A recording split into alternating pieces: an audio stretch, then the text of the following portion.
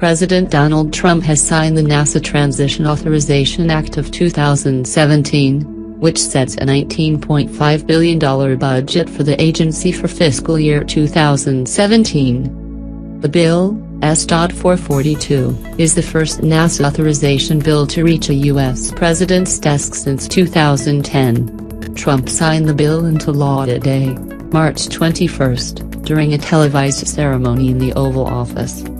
He was joined by NASA astronauts Tracy Caldwell-Dyson and Chris Cassidy, who presented the Commander-in-Chief with a NASA flight jacket. Following the signing, Vice President Mike Pence announced that the White House will re-establish a National Space Council.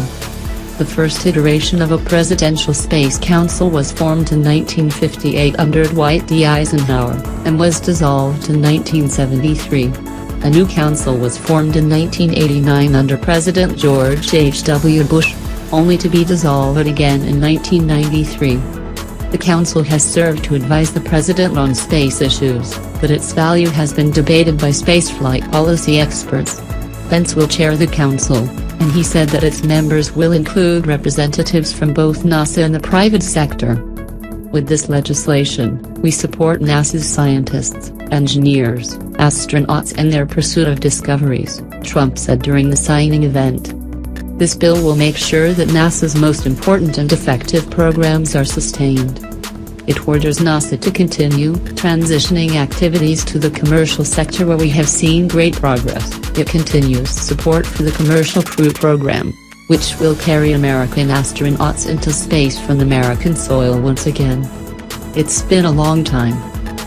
Currently, NASA astronauts travel to the International Space Station aboard the Russia's Soyuz spacecraft, which launches from the Baikonur Cosmodrome in Kazakhstan.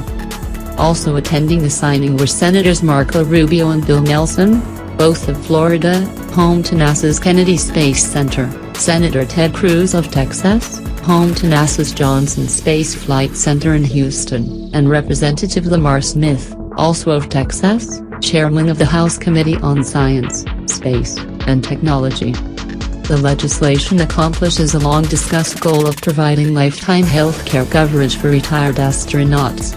That coverage will also help NASA monitor the long-term effects of spaceflight on humans.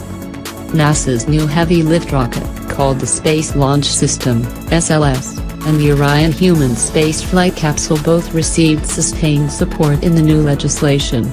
Orion could be used to carry astronauts to the moon or to help ferry them to deep space destinations, and the new law also calls on the agency to investigate whether the spacecraft could be used to ferry humans to the International Space Station.